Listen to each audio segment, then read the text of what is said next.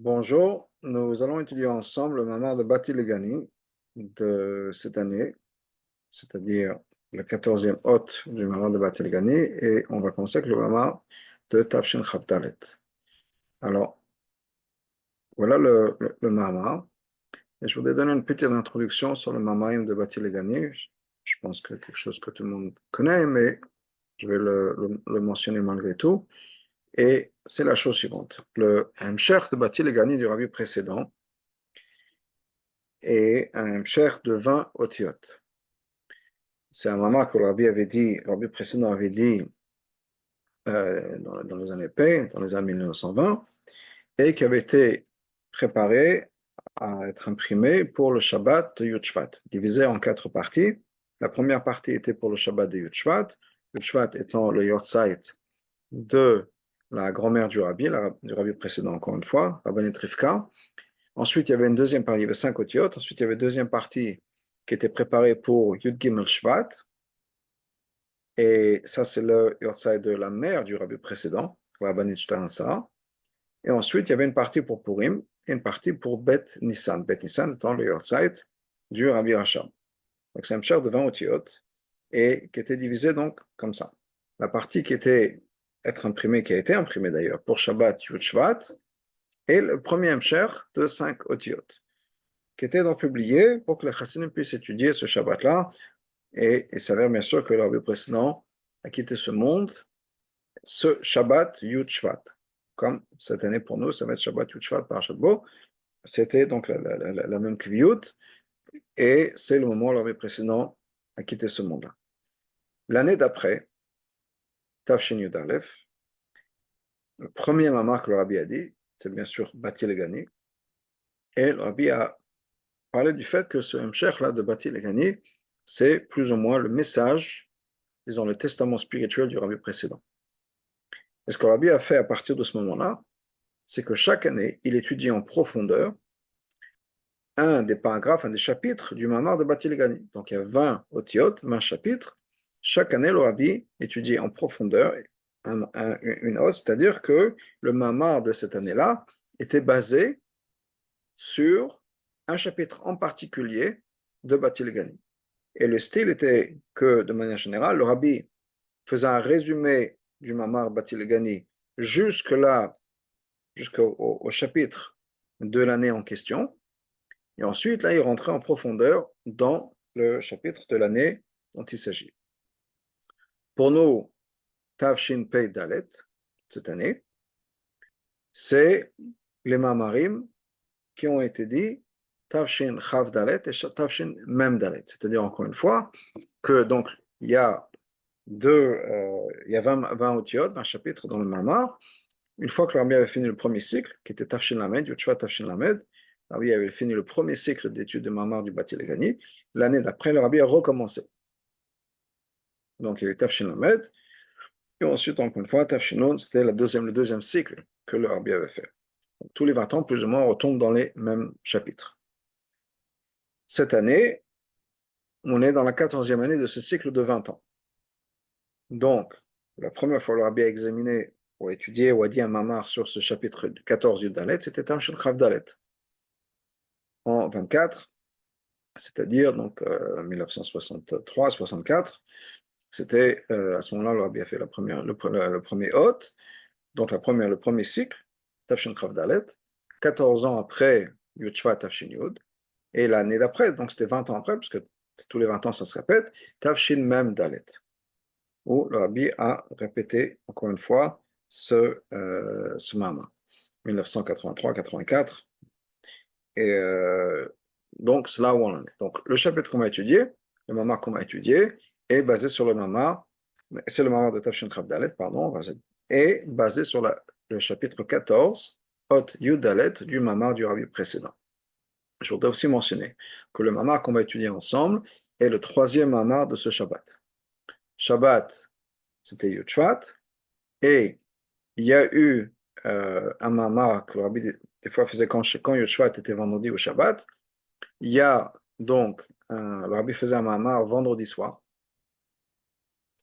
avant Kegavna, donc entre Kabbalat Shabbat et Arvit. Ensuite, Shabbat après-midi, au Fabringen de Shabbat après-midi, le Rabbi répétait le Mahamar avec quelques changements. Et ensuite, Motzei Shabbat, quand il y avait le grand Fabringen officiel, son peigneur de Yud Shvat, à ce moment-là, le Rabbi répétait le Mahamar.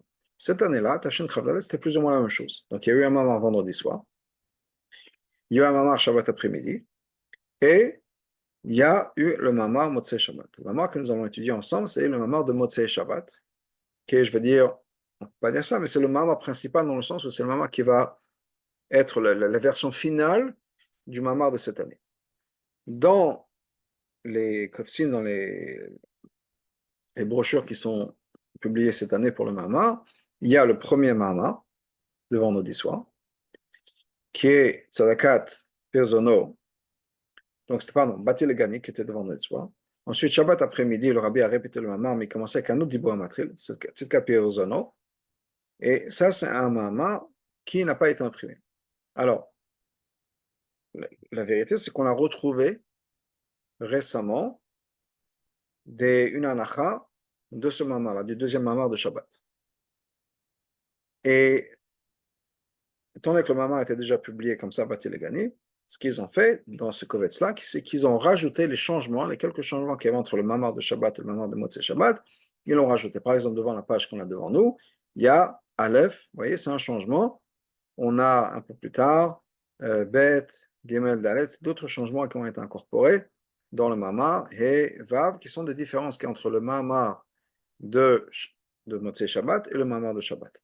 Il y a quelques notes dont on va mentionner ici, juste pour vous expliquer un peu ce qui se passe dans le texte ici. Donc, il y a une petite étoile ici, on va commencer avec le haut. Donc, Motzei Shabbat Parashat Beshalach, Yudalev Shvat, Mamar Gimel, Tafshin Chav Dalet. Donc, il y a la petite étoile, et on va lire ce qui est marqué en bas. Bet Mamarim Shlifnezi, les deux Mamarim qui sont avant. C'est-à-dire, Dibou Amatril Bati Legani de l'El Shabbat Kodesh, le Mamar de vendredi soir, Bati Legani. Dibou Amatril Ketka Perzono Yom Shabbat Kodesh, et le Mamar de Shabbat, Lo Higiu le Yadeno, ne sont pas arrivés à nos mains. Il y a une petite étoile en bas. Milva l'Atchalat Mamar Dibou Amatril Ketka Perzono, à part le début de ce Mamar. A de Bioania de Bati Legani, jusqu'à qu'on arrive à Bati Legani. C'est une face L qui a été imprimée plus tôt dans page Amud Yud Ve'ela. Okay? Je reviens dans le texte d'Ara. Donc, Milva de Anyanim Sheba Mayu Shinoim Ben Mamar Aleph le Mamar Bet. À part les changements qui entre le premier et le deuxième Mamar. Vesholmu Mamar Ze Veshola Kilion. Et on a rajouté ces morceaux-là dans ce Mamar qu'on va étudier ensemble, dans la marche en bas. Ou Barot Seder Aleph Bet. On a fait donc des notes basées sur l'Aleph Bet. Donc, les notes qui sont basées sur l'Aleph Bet, c'est les notes du mamar. Donc, ils disent d'un côté qu'on n'a pas retrouvé ce mamar, on n'a pas le mamar, à part des morceaux, donc on a le mamar d'une certaine manière, mais ce qu'ils ont fait, c'est que, étant donné que c'est plus ou moins la même chose, donc ils ont juste incorporé les différences qu'il y a. Dans la numéro 1, on nous dit ce qu'on a décidé, ce qu'on a vu tout à l'heure, mamar, c'est ce mamar-là, mais Youssad Bekaro, il est basé principalement al perek arba asar, même cher Bati Legani, sur le 14e Pérec de Mamar du Bati Legani, du Mshar de Bati Legani. Il y a deux petites étoiles, HaPerek Asher Teshanzu, qui est le Pérec de cette année, et Torah Menachem. On peut voir ce que le Rabbi a dit, pourquoi chaque année il y a un nouveau Pérec. On va commencer donc le Mamar.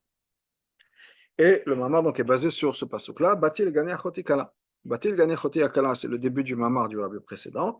C'est basé sur un pasuk dans Shir HaShirim, qui nous dit que, donc, Hachem dit, je suis venu dans mon jardin, Achoti Kala, sœur, ma bien-aimée, ma Kala.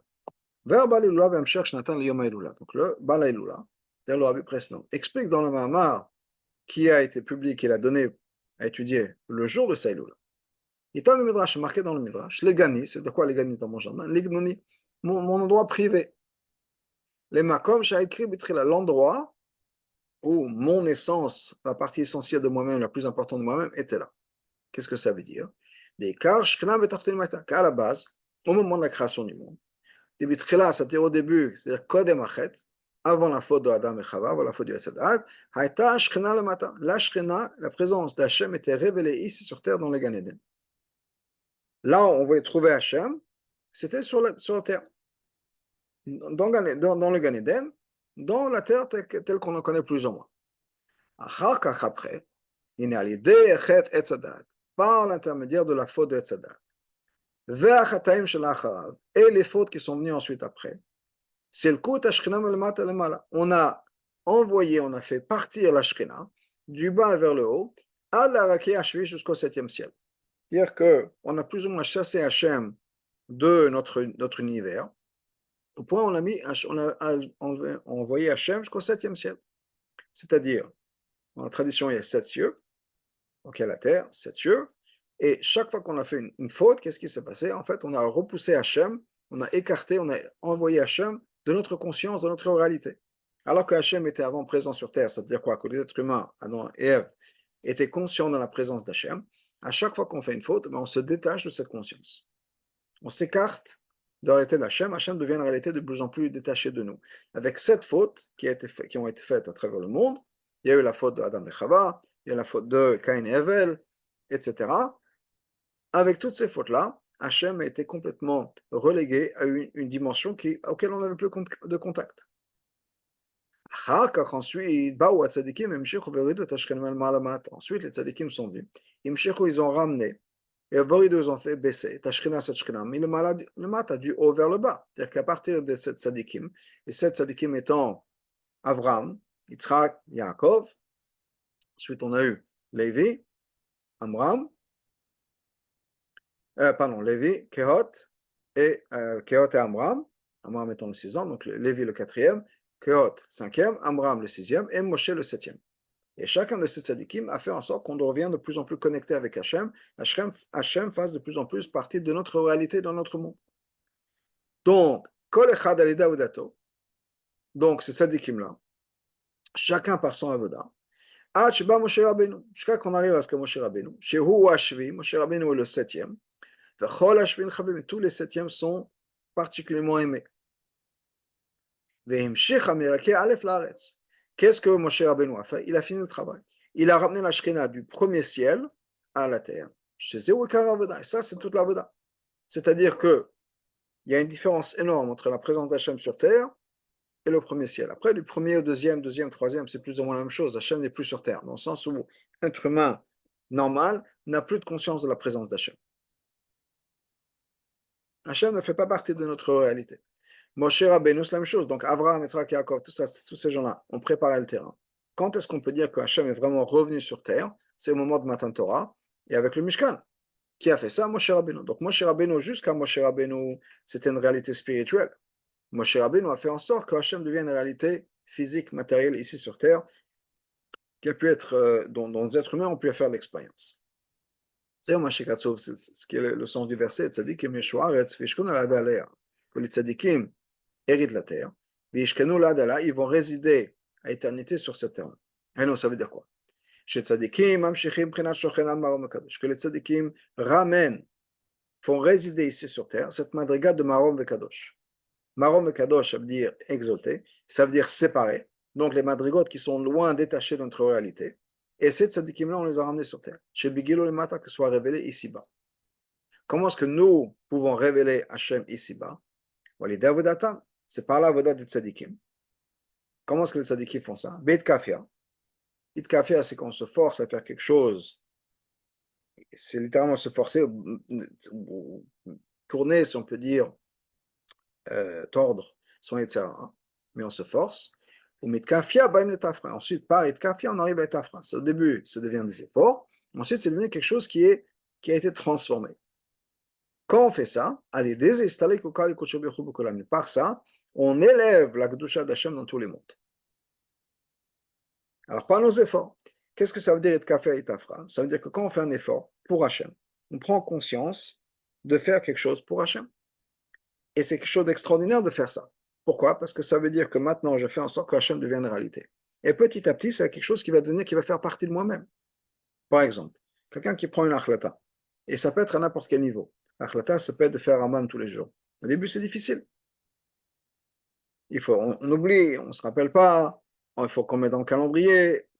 On n'a pas pris l'habitude. On se force un peu au début. Et puis, après quelques temps, quelques semaines, peut-être quelques mois, on est rentré dans l'habitude. Et on n'y pense même pas. Ça ne veut pas dire qu'on n'est pas fatigué ou que des fois, ce n'est pas compliqué. Mais il y a moins d'efforts. Ça peut être pour des gens qui peut-être au début, je ne sais pas, mangeaient pas cachère, et qui ont pris l'habitude de manger cachère, et maintenant ils ne peuvent même pas imaginer quelque chose de différent. On a acquis ça, dans le sens où acquis, ça veut dire quoi? C'est-à-dire que si au début, il fallait que je fasse un effort, ben, 10 ans, 20 ans, 30 ans après ma tchouva, je peux rentrer dans un restaurant pas cachère, jamais ça me viendra à l'idée de manger quelque chose là-bas. Donc, c'est même plus quelque chose auquel je fais attention, c'est plus quelque chose qui a une valeur. J'ai été transformé, ça peut être même au niveau personnel, encore une fois, par rapport à certaines émotions. On a fait un travail sur soi-même. Avant, on se mettait en colère. Au début, on se rappelait certaines choses. Non, je ne peux pas être en colère, je ne peux pas être en colère. Toi, tout vient d'Hachem, tout vient d'Hachem. Et puis, après un certain temps d'effort, ça devient presque une deuxième nature, ça devient naturel. Ou bien de parler d'une certaine manière avec son épouse ou à son époux ou à ses enfants. Au début, on a l'impression d'être complètement, de faire n'importe quoi, d'être un clown, de dire des mots qui ne nous correspondent pas. Au fur et à mesure, ça devient notre manière de parler. Donc, quand on fait ces efforts-là, on révèle Hachem dans tout le monde. Rabbi nous dit, cette idée d'Istalek Daika, d'élever la révélation d'Hachem, ça veut dire quoi? Pourquoi est-ce qu'on sort de Istalkut? Istalkut, ça veut dire s'élever, monter, parce que c'est une révélation qui est extraordinaire. Ça, au bout du compte, c'est quoi? C'est cette idée de ramener la Shrina dans le monde. C'est-à-dire, il y a un pasuk qu'Hachem nous a donné dans la Torah. Il a dit, vous me ferez un sanctuaire et je résiderai parmi eux. Et dans cette explication-là, c'est quoi l'idée? L'idée, c'est dans le Mishkan. Mishkan, il est venu grâce à Moshe. Dans le sens où cette génération, c'est Moshe qui a fait ça, etc. C'est-à-dire la Shrina, la présence d'Hachem ici sur terre. Hachem a dit, je vais résider parmi eux. Il y a deux explications, ce qui veut dire qu'il y a deux idées, deux concepts dans cette idée de Veshachanti. Haïnu, Mishkan ou Mikdash, ça veut dire Veshachanti betocham, il y aura le Mishkan ou le Bet Hamikdash.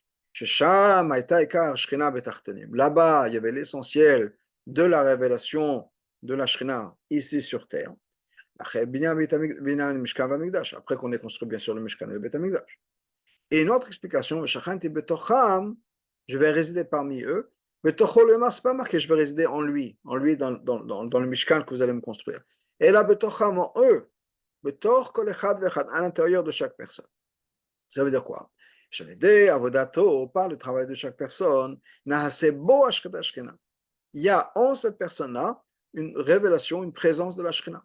Comme le pasuk nous dit, on a dit que les tzadikim vont ramener la Shrina à éternité.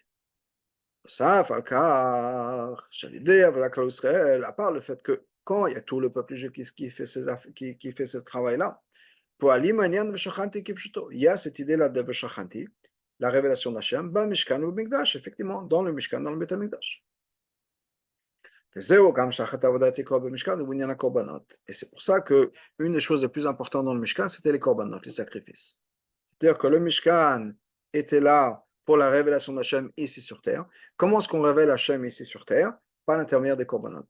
Des pirouches korban ou akiruv, c'est de quoi korban? Le mot de korban, comme chez Katov, Rabbeinu Bachai Beshem Azor, Rabbeinu Bachai nous ramène ça au nom du Zohar. Korban, ça vient du mot de kiruv, se rapprocher. Parce que le Mishkan, le sacrifice, c'était la manière dont l'être humain pouvait se rapprocher d'Hachem. Et par un sacrifice aussi. Sacrifice dans le double sens. Sacrifice dans le sens des korbanot, mais sacrifice dans le sens du Hitkafia. Je me sacrifie, je fais un effort pour Hachem. Par l'intermédiaire de mon effort, je me connecte à Hachem et je révèle Hachem d'une manière extrêmement forte et puissante. Par l'intermédiaire de mes efforts. Ensuite, le rabbi précédent continue dans le Mamar. Que de manière générale, l'idée du Mishkan, c'était quoi? Comme c'est marqué dans le Pasuk. Si tu as caché le Mishkan, tu feras les poutres pour le Mishkan. Des poutres de cèdre debout, omdim qui se tiennent. C'est quoi cette idée de shittim en hébreu? Shittim ou la shon shtut. Ce mot de shittim, qu'on traduit comme cèdre, ça vient de sa racine, comme on explique dans la Chassidut, du mot de shtut. Shtut, c'est la folie, l'idiotie. Mais shtut ou shita, pirosho netia. En fait, ça veut dire quoi? Pourquoi on parle d'idiotie? Shtut, c'est quelque chose qui est stupide. Pourquoi? Ça veut dire s'écarter, dévier. Haïno, stiya mider hayasha. S'écarter du chemin droit. Ça vient à cause de shtut de l'omazé, à cause de la folie, de l'idiotie des choses du monde. C'est quoi cette idiotie dont on parle? Comme Chazal nous disent. En adam over avera. Une personne ne ferait jamais de faute. Et là, à moins qu'il y ait un esprit d'idiotie qui lui rentre dans la tête. On perd la tête. C'est de quoi qu'on perd la tête? Pourquoi est-ce qu'on ferait une avera? Quand on fait une avera, on se sépare d'Hachem, on se coupe d'Hachem. Mais il faut ne pas réfléchir, il faut perdre la tête pour le faire. Eh bien, ça, c'est l'idée de Shtut. Havodahi, donc c'est quoi le travail? Comment est-ce qu'on peut réparer les bêtises qu'on a faites parce qu'on n'a pas réfléchi à ce qu'on est en train de faire? La force, la sotmisé, c'est de prendre cette idiotie qu'on a eue et de faire ça comme la structure de construire un Mishkan avec ça.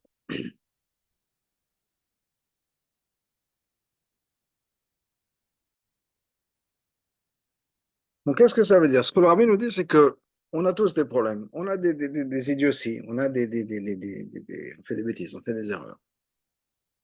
Mais c'est nos erreurs, quand on s'est rétabli, bien sûr, quand on y réfléchit, qui sont la structure de notre Mishkan. On est compte de ce que ça veut dire, c'est-à-dire que ce que je suis, je regarde en arrière, voilà, j'ai fait telle bêtise et telle bêtise, etc. Eh bien, quand c'est fait comme il faut, et quand c'est réfléchi comme il faut, etc., quand je tourne ça comme il faut, mes erreurs, mes fautes, mes toutes, ma stupidité, peut devenir la fondation du Mishkan, c'est-à-dire la résidence d'Hachem, comme le rabbi disait avant, Veshachanti betocham, c'est-à-dire betor kol echad ve'echad Israël, c'est-à-dire que j'ai mon Mishkan à moi à l'intérieur, et mon Mishkan est construit à partir de mes fautes, de mon warshtut. C'est comme ça qu'on construit le Mishkan.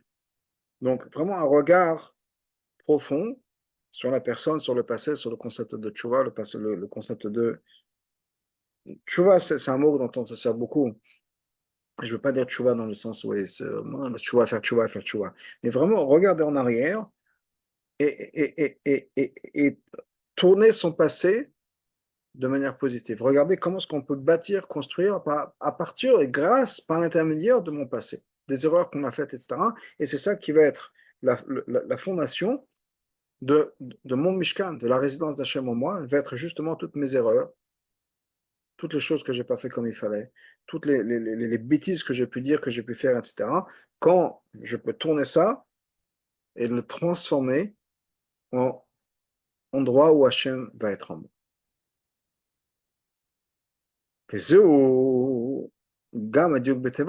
D'ailleurs, c'est ça, on parle de Krashim.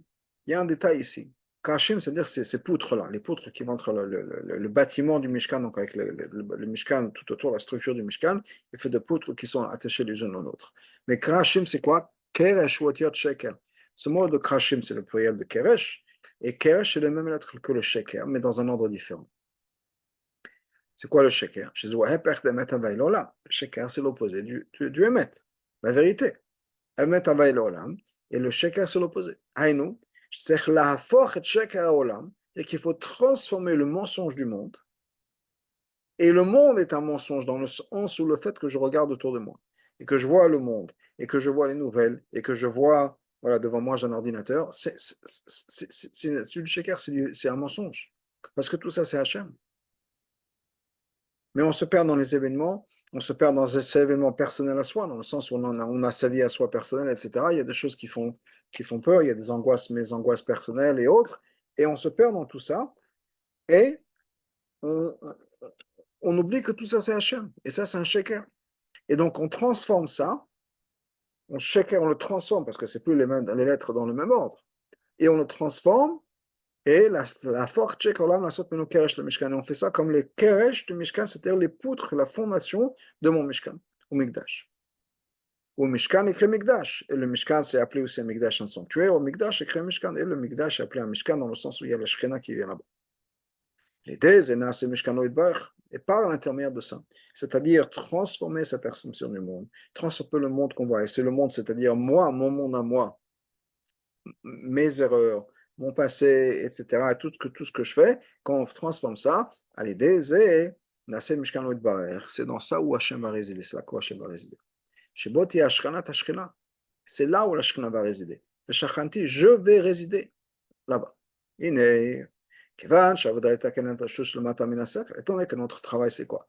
C'est de réparer cette idiotie qui est en bas du sechel. C'est-à-dire qu'il y a des choses, il y a des fois, il y a des folies qu'on fait qui dépassent la logique.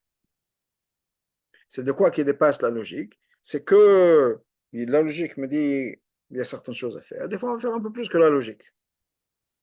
Des fois, la logique me dit bon, il faut être raisonnable, il faut pas, c'est pas beau, je sais pas, d'arrêter les gens dans la rue pour leur demander de les mettre les tefilines ou autre chose.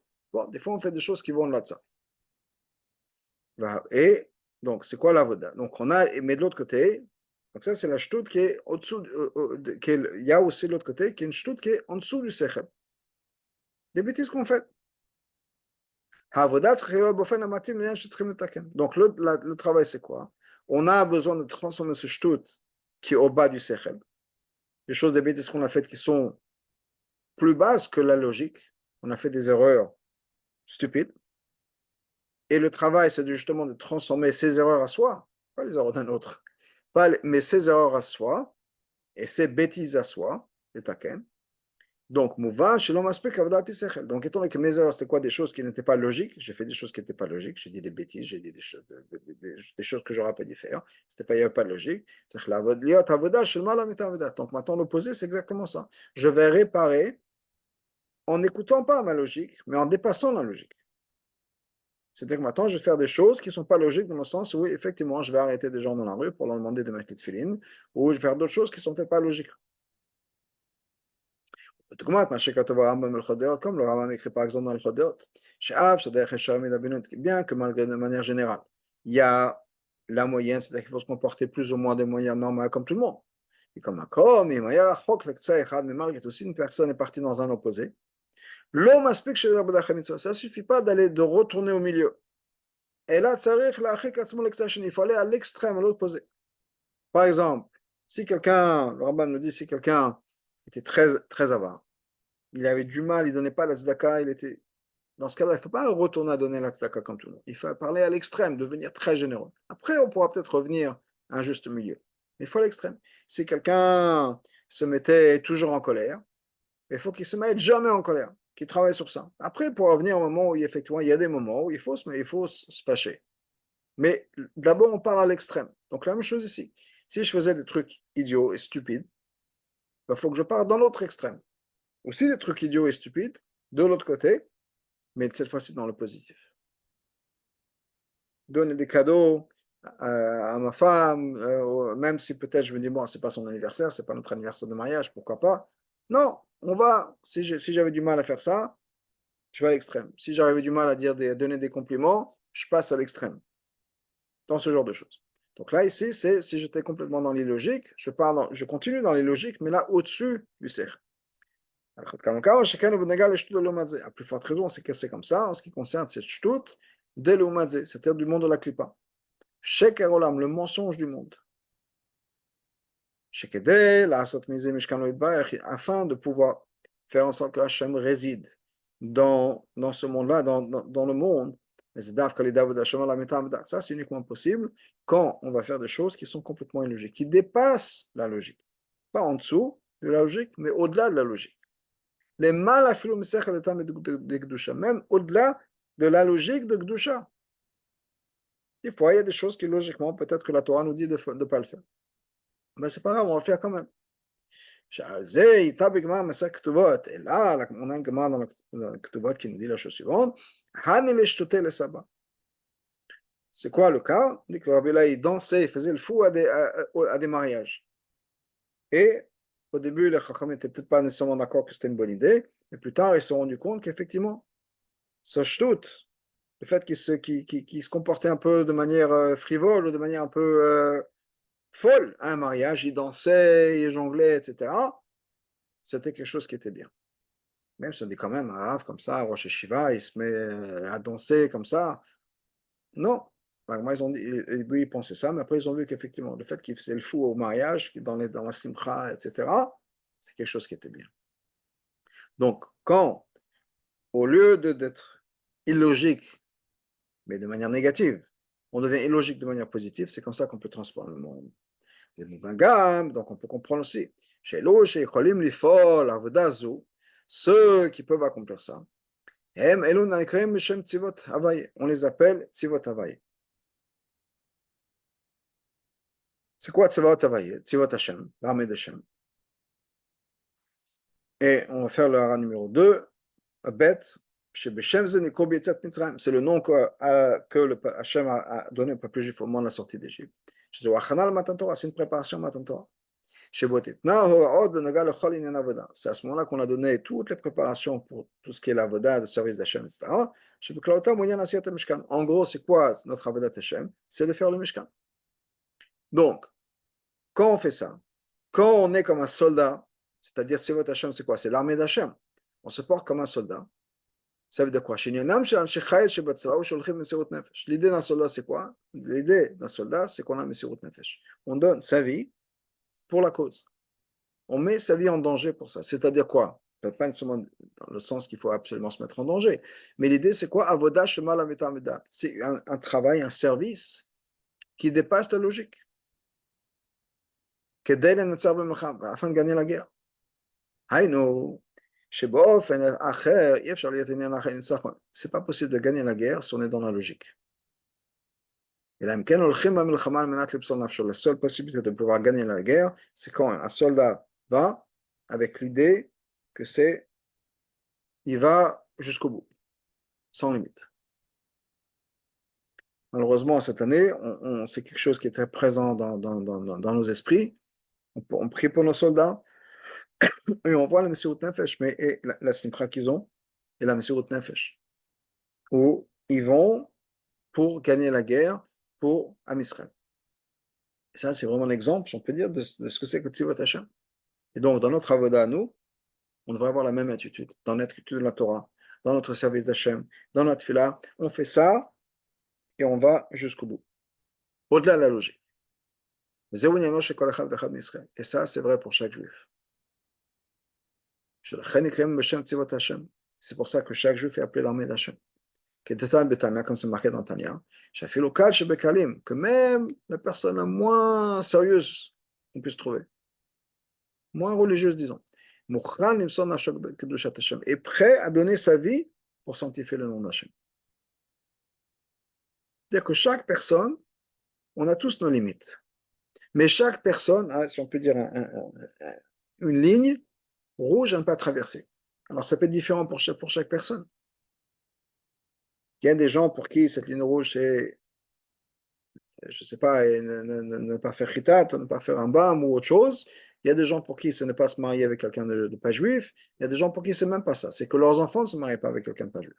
Mais à partir du moment où on prend conscience que on va se couper d'Hachem, c'est quelque chose qui devient impossible. Un juif ne peut pas se couper d'Hachem. Donc si on est conscient de ça, peut-être qu'il y a des gens qui ne sont pas conscients. Mais à partir du moment où on est conscient, on prend conscience du fait que par notre avéra, on va se couper d'Hachem, impossible de le faire. Et je vois des fois dans notre shlichut, il y a des gens, par exemple, qui ne sont peut-être pas nécessairement mariés avec des juifs. Il peut y avoir une femme qui s'est mariée avec un non-juif, l'enfant est juif. Et quand cet enfant veut se marier avec quelqu'un de pas juif, la mère est dévastée, la mère c'est horrible pour elle. Pourquoi? Elle a fait la même chose. Et des fois, il peut y avoir son enfant qui va lui dire la même chose, mais maman, tu as fait la même chose. Pourquoi? Quel est le problème? Oui, parce que pour soi, on a son Yetzara, pas pour les autres. On a le mot du Admor Emtsai qui disait que quand il y a deux personnes qui se mettent ensemble, pour essayer de travailler, de s'améliorer, c'est deux Nefesh Elokit, c'est deux âmes divines contre une âme animale. Pourquoi ce n'est pas deux âmes divines contre deux âmes animales? Parce qu'une personne n'a pas d'intérêt, mon âme animale n'est pas intéressée à ton âme animale. Mon Yetzara, il n'est pas là pour toi. On n'a pas d'Yetzara pour l'autre. Donc, ma Neshama, oui, elle est là pour les autres. Donc, ma Neshama, elle est là pour toi, plus ta Neshama. Mon Yetzara, il est égoïste et il reste égoïste. Il a dit, je ne suis pas intéressé à t'aider ou à participer. Donc, pour les autres, on n'a pas d'Yetzara.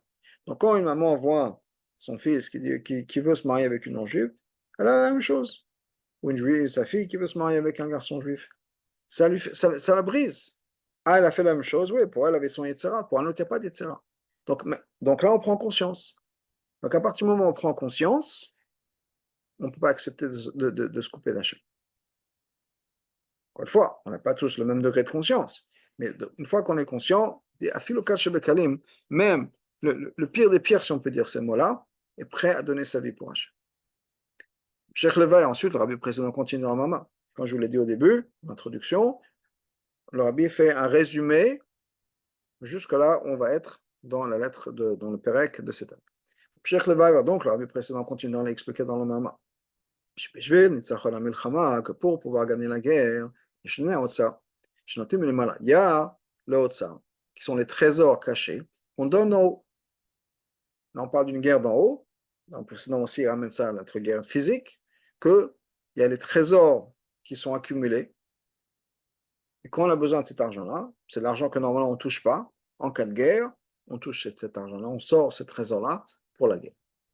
Donc, par exemple, une guerre chez un roi de chair et de sang. Que même les trésors sur lesquels qu'on n'a pas touché jusqu'à maintenant. Non seulement ses trésors à lui, ça peut être les trésors que ses parents ont accumulés, les générations d'avant, les rois d'avant ont accumulés. Que pour le roi, c'est quelque chose qui est très précieux. Il ne montrera jamais à personne les trésors royaux. Mais pour pouvoir gagner la guerre. Et dans la Dalet, on dit que ça c'est le but, c'est ce que le roi veut faire, gagner la guerre. Et ça c'est très important. Donc pour pouvoir gagner la guerre, le roi se met en danger lui-même, et il va distribuer et dépenser tous les trésors qui sont gardés, même les trésors de ses parents, les trésors familiaux de la couronne royale. Et quand on n'a plus de budget, on donne tout ce qu'il faut, c'est comme ça qu'on gagne la guerre. C'est quoi l'idée? Pourquoi il y a cette idée de victoire? C'est quelque chose qui vient de la Mida de Netzach, de vouloir gagner. Ça, c'est quelque chose de très très profond dans l'âme. On sait chez chacun, on veut tous gagner. Combien il y a je veux dire, de compétitions et de programmes qui sont basés sur l'idée qu'on veut gagner.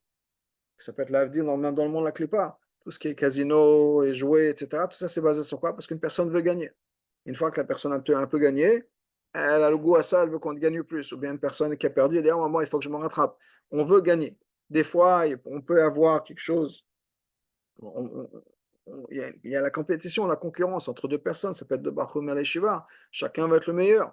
On a en nous profondément cette envie de gagner. C'est plus qu'une envie. C'est quelque chose qui est vraiment imprimé dans l'ADN d'une personne. Cette méda d'un Netzach. Donc, donc, le plus grand la personne sera, cette méda de Netzachon, ce désir de vouloir gagner est encore plus profond. Jusqu'au point où Razal nous en dit la chose suivante. Si un Talmid Chacham qui ne va pas vouloir prendre revanche comme un serpent, ce n'est pas un vrai Talmid Chacham. Ça, c'est une mala qu'il y a dans l'idée de Nitzachon. Je ne vais pas rentrer dans cette explication, c'est-à-dire comme un serpent, etc. Mais l'idée, c'est qu'un Talmid Chacham, il veut aussi gagner la guerre de la Torah.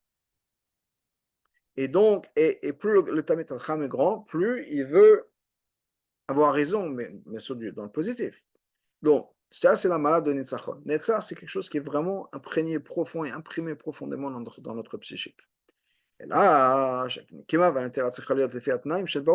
que maintenant, comment est-ce qu'on se venge pour parler de notre Talmid Chacham en fonction des règles qui sont marquées dans la Gemara, dans les Poskim, dans le Rambam. On ne parle pas de revanche, de faire des sales coups l'un à l'autre. Ce n'est pas de ça que la Gemara dit pour un Talmid Chacham. Donc ça, c'est l'idée de Nekava. À plus forte raison quand il s'agit du roi. Le roi, il est depuis l'épaule plus élevé que tout le monde. Un passage qui est mentionné par rapport à Shaoul, le roi Shaoul, mais l'idée c'est que le roi il est au-delà de tout le monde. Donc certainement, quelqu'un comme ça, il veut ce désir de gagner est encore plus fort que chez les autres. Alors, donc on a dit, quand on dit qu'il est plus élevé que tout le monde, c'est plus élevé que les ministres. Donc chez lui, cette idée de Nitzachon, c'est quelque chose qui est extrêmement profond. Donc à cause de cette idée-là, de cette idée de Nitzachon de vouloir gagner, donc même les trésors que personne n'avait encore vus, non seulement il va les ouvrir, il va les donner, en plus que ça, il les distribue. Et il va aller donner aux officiers de l'armée, il dit vous distribuez ça aux soldats, qu'on gagne la guerre. Donc il va donner ça aux soldats simples. C'est les soldats simples sur le champ, sur le terrain, qui vont gagner la victoire. Ce n'est pas les généraux nécessairement qui restent dans les bureaux. היינו, שאף שפקידי החיל הם אלו שמונחים יודעים את כל החוכמות שבתכסיס המלחמה. C'est-à-dire que même si il y a tous les officiers, les généraux, etc., sont eux qui connaissent toutes les stratégies, ils sont experts en stratégie, et comment gagner, etc. Mais mais au bout du compte, אלו שפועלים את הניצחון, ceux qui vont vraiment gagner la victoire, ceux qui vont accomplir la victoire, הם אנשי חיל, c'est les soldats simples, שמוסרים נפשם בפועל, ce sont eux qui vont donner leur vie concrètement, comme l'ami précédent continue dans le Mama, c'est eux qui amènent la victoire. Ce n'est pas juste les généraux qui sont au quartier général à regarder les plans et dire il faut faire ci, il faut faire ça. Bien sûr, le soldat doit avoir des directions.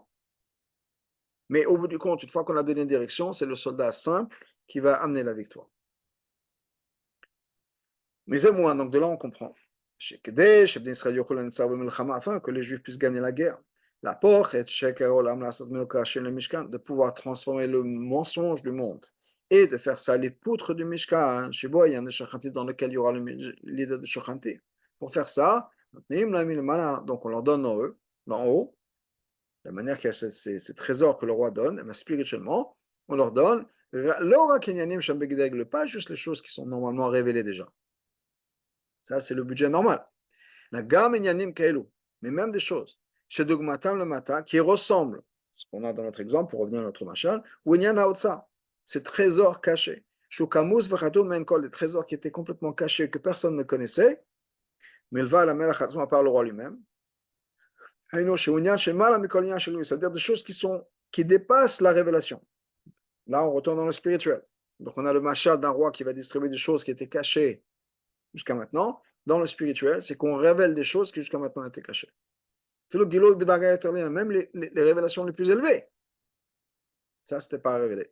Donc, on rentre dans quelque chose qui est complètement séparé ou complètement au-delà du budget spirituel normal, c'est-à-dire des choses qui étaient normalement révélées, même on parle des choses les plus élevées. Mais là, on va rentrer dans quelque chose de complètement différent et de beaucoup plus spécial.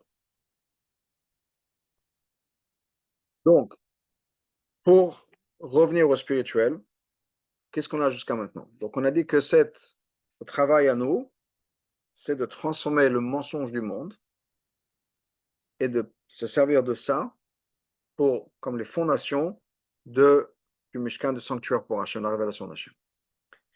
On avait donné l'exemple, on a dit que c'est un travail, c'est une avoda, c'est le travail des soldats. Ça veut dire quoi? Le malam et vedat, c'est ça l'idée d'un soldat. C'est qu'on fait des choses qui vont être complètement illogiques dans la Gdusha, parce qu'on a fait des choses qui sont complètement illogiques dans la Klippa, et on se sert de ça donc dans le monde de la Gdusha. On fait des choses qui sont complètement illogiques dans la Gdusha. Et ça, c'est être un soldat. Un soldat, c'est faire des choses qui sont complètement illogiques. Et pour gagner cette guerre-là, contre la Klippa, on donne tous les trésors. Même des choses qui n'étaient pas révélées jusqu'à maintenant, des choses qui étaient complètement hors du budget, on va jusqu'au bout pour pouvoir gagner la guerre. Spirituellement, c'est que de nos jours, on est là donc pour gagner cette guerre spirituelle contre la Klippa, transformer le monde dans un endroit qui est Bidirab Tartim, où la présence d'Hachem sera révélée. Et pour pouvoir accomplir ça, Hachem nous révèle des choses qui jusqu'à maintenant étaient complètement cachées. Hachem va les révéler. Au-delà de tout ce qui pourrait être révélé, même les choses les plus élevées, qui ont pu être élevées, on va dépasser ça encore. Alors, Rabbi va nous dire maintenant, c'est quoi les choses les plus élevées qu'on avait? Ensuite, on va comprendre ce qu'on dépasse. C'est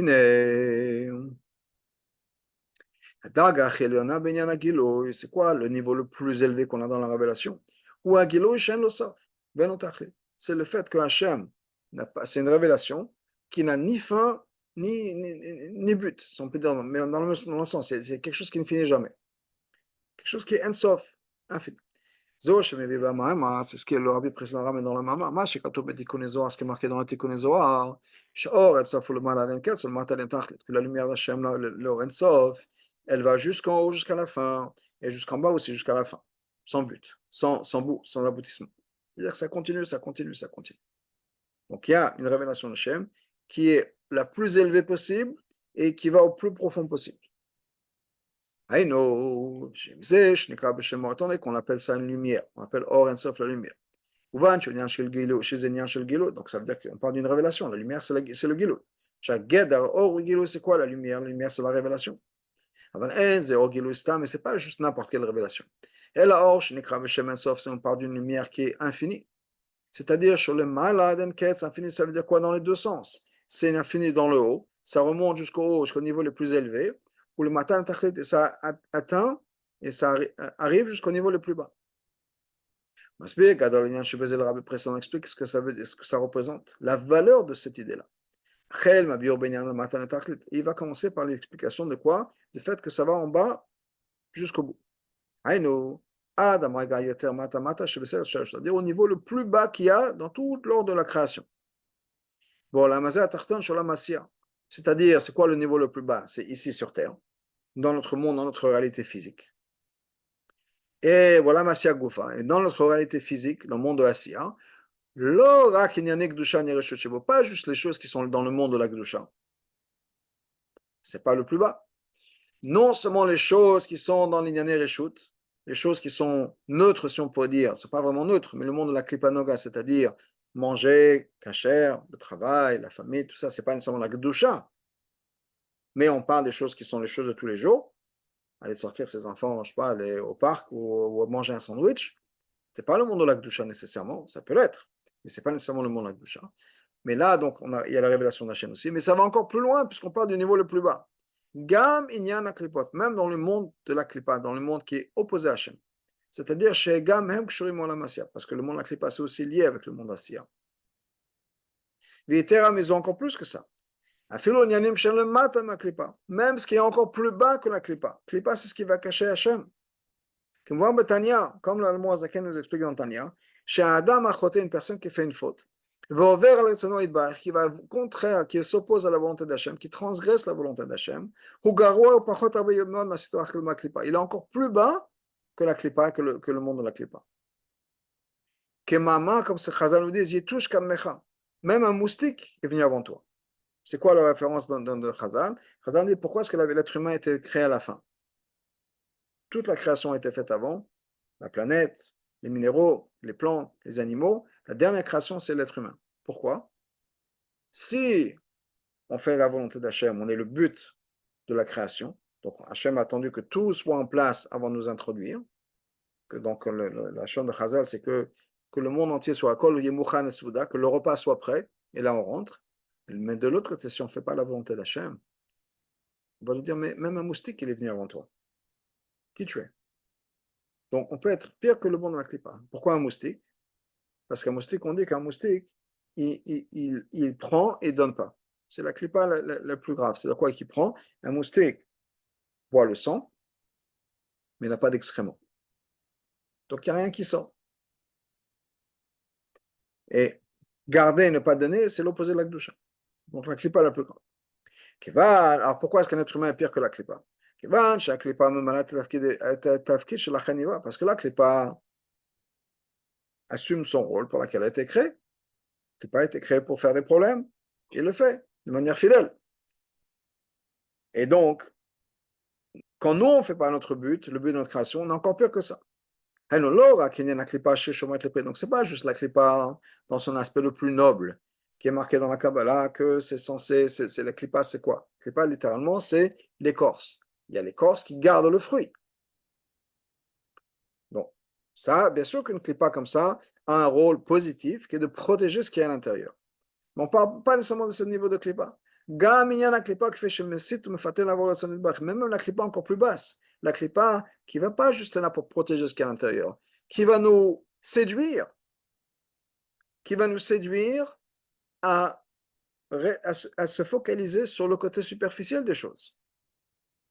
Bedugmat, comme un exemple, que le Admoazaken ramène du Zohar, Dugmat Azana, chez Sacha Melech de Fatat Ben Amelech. Le Zohar parle d'une femme qui a été engagée par le roi pour séduire son fils. En faisant ça, elle est là à essayer de séduire cet enfant-là, enfin cet enfant, ce jeune. Donc, son travail, c'est de séduire, c'est de faire en sorte que ce jeune-là fasse une faute. Mais en fait, quoi? chez Bazima elle a été engagée par le roi.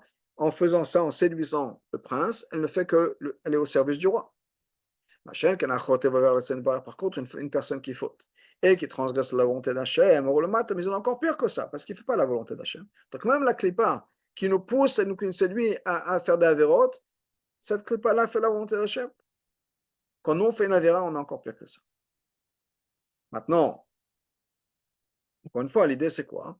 C'est que d'amener la Kedusha dans ce niveau-là. Là-bas aussi, il y a Hachem. N'oublions pas ça. Maintenant,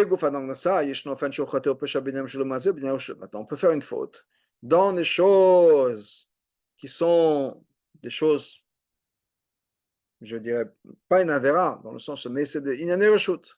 C'est de quoi une anéréchoute? Des choses qui sont optionnelles. Je mange la nourriture cachère, mais je ne mange pas les shem shamaim, je mange pour m'empiffrer. Ça, c'est pas bien, c'est pas beau, on est dans le monde de la clipa.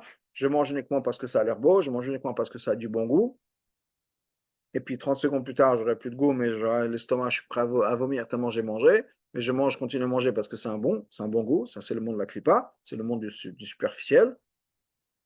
Mais il n'y a rien d'assourd, dans le sens où je mange de la nourriture cachère. Mais il y a pire que ça. Il peut y avoir un cas où non seulement une personne va amener la clipa, va amener les choses d'inyané reshut dans la clipa. Il peut y avoir une avéra qui est une avéra. Mais on peut des fois se servir, mais des fois on peut servir des choses de Gdusha, que de la sot, pour faire le contraire de la volonté d'Hachem. Quand on fait ça, c'est comme l'exemple qu'Almo Azakan nous dit dans le Tanya, c'est qu'on prend la tête du roi, et on prend la tête du roi et on le rabaisse dans les toilettes à l'intérieur. C'est horrible. Si on réfléchit bien à ce machin, mais c'est quelque chose qui fait peur. C'est horrible une chose pareille. Mais des fois on le fait. C'est quoi la tête du roi? Il peut y avoir quelqu'un qui se sert de la Torah pour aller exactement l'opposé d'Hachem, pour dire des choses qui sont complètement tordues. Au nom de la Torah, au nom d'Hachem. C'est la pire des choses qu'on puisse faire. On se sert de Hachem, on se sert de la Kedusha, de la Torah, et on prend Hachem, on rabaisse la tête dans les toilettes. Comme la Morazaken continue là-bas dans le Tanya, le Rabbi ne voulait même pas dire les mots. C'est ce qui est marqué dans le Mamar, que par la force de la Torah, il dit une chose au niveau, comme si c'était un Varlacha, qui est l'opposé de la Torah. Mais même là, il y a la présence d'Hachem. Parce que s'il n'y avait pas eu la présence d'Hachem, cette personne-là n'aura pas été en vie, cette personne-là n'aura pu parler, n'aura pas dire quelque chose. Comme le Morazaken ramène dans Tania aussi, parce que David Amel a dit à son fils Shlomo, que Abat Shimi Ben Gera, qu'il m'a maudit. Mais il a dit, mais il m'a maudit, mais c'était Hachem. C'était Hachem qui l'a gardé en vie, c'est Hachem qui l'a permis de parler, c'est un message de Hachem. Alors bien sûr, lui, il a fait sa faute et il faut qu'il paye le prix. Mais de son côté, elle nous a dit David Amelach, moi je comprends que c'était un message de Hachem. Donc même dans ça, tout est Hachem. Jusque-là, on arrive dans les 13 premiers prakim du Mamar. C'est le résumé, comme j'ai dit, c'est le résumé du début du Mamar jusqu'à maintenant. Dans le Perek Yudalet, le rabbi précédent continue. Dans tout ça, dans le monde de la Klippa, à tous les degrés de Klippa dont on a parlé, n'oublions pas, Vata Mechaet Kolam. C'est marqué dans le Pasuk. C'est toi qui donnes la vie à tout. Harat or Eloki, cette révélation de la lumière divine. Et amener dans le monde, pour amener en existence et amener la vie à tout ce qui existe, mais Ain Yesh, de néant à l'existence. C'est-à-dire que malgré qu'on est dans un monde, on regarde autour de soi. Voilà, moi, je suis là dans mon bureau, je vois devant moi l'ordinateur, je suis assis sur une chaise, j'ai une table, j'ai des livres. C'est un monde. Comme on dit en yiddish. Il y a tout un monde ici. Je ne vois pas Hachem, je vois des livres, je vois un ordinateur, je vois une table. Est-ce que je vois Hachem? Non, je ne vois pas Hachem. Je peux réfléchir en disant, c'est toi qui fait tout vivre. Tout ça, ce subterfuge qui est représenté par les choses du monde, c'est Hachem qui le fait exister, du néant. à l'existence. Et non seulement il l'amène en existence, après la tsa, il est mechaï, il lui donne la vie. Que non seulement donc, il y a mon corps, mais mon corps il fonctionne, etc. On voit qu'il y a une certaine énergie dans tout ça. Que d'état, comme c'est marqué dans le Tana dans la Kodesh. Lettre 20, ou chapitre 20. Il y a une réflexion de la lumière d'Hachem dans tout ce qui est Nivraim, notre Venassim. Nivraim, notre Venassim, c'est quoi? C'est les créatures du monde de Bria, créatures du monde de Yitzira, les créatures du monde de Asir. Et ça, c'est la révélation d'Hachem qui est dans toute la création. C'est quoi une Hara de Hara de Hara? Un des exemples qu'on donne une Hara, c'est des fois, c'est l'image dans le miroir. Donc, c'est quoi l'image dans le miroir? L'image dans le miroir, c'est en fait, ça capture le côté le plus superficiel de la personne.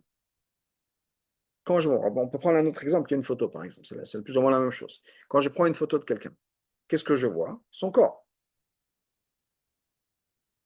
Ou ce qui est visible de l'extérieur. Je ne sais pas ce qui se passe à l'intérieur. Peut-être qu'on peut voir des fois sur le visage ou autre chose, mais ce qu'on voit, c'est le corps. Et s'il y a des vêtements, on voit les vêtements du corps. Okay? Donc, on a coupé tout ce qui est humain de cette personne. J'ai l'image.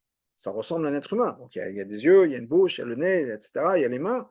Mais tout ce qui est à l'intérieur, l'émotion, la pensée, tout ça, n'apparaît pas. C'est juste un truc qui est plat. Donc, j'ai pris le plus superficiel de tout ça. Qu'est-ce que l'équivalent à l'étape d'après? Donc, j'ai ma photo. Et le côté le plus superficiel de ça, c'est quoi? Ce serait la silhouette, j'imagine. Donc, j'enlève tout ce qui est à l'intérieur. Je ne vois pas les yeux, le visage. J'ai juste une silhouette de la personne. Un exemple. Ça serait une hara de hara. L'image ou la réflexion d'une réflexion.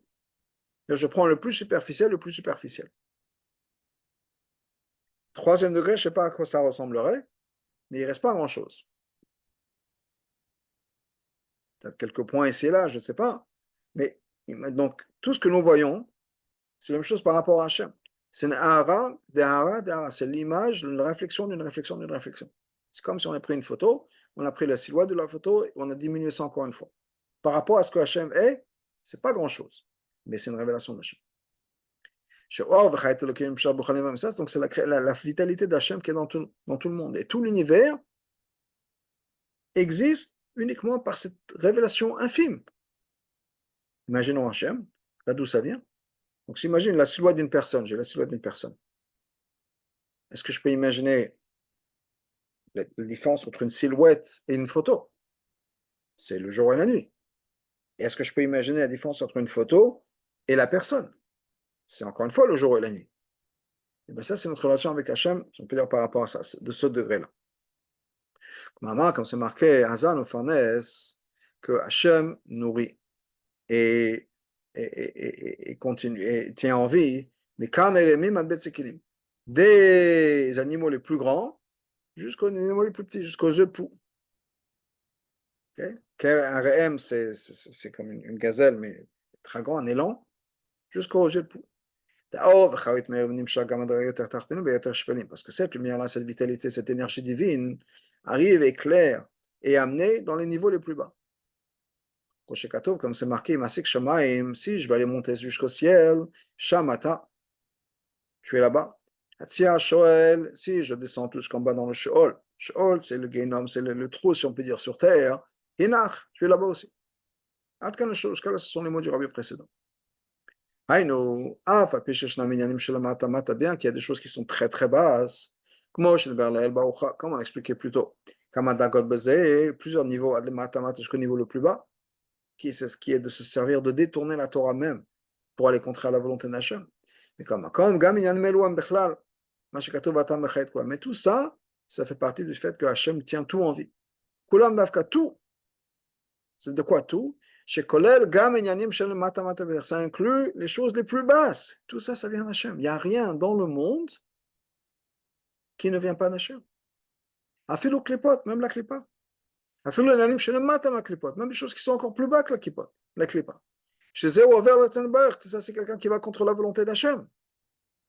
Quel kaman sif dalet ehe, comme on va voir plus tard dans Hot Dalet ehe. On va s'arrêter ici pour le premier shiur et Bezrat Hashem, on va continuer dans un deuxième shiur.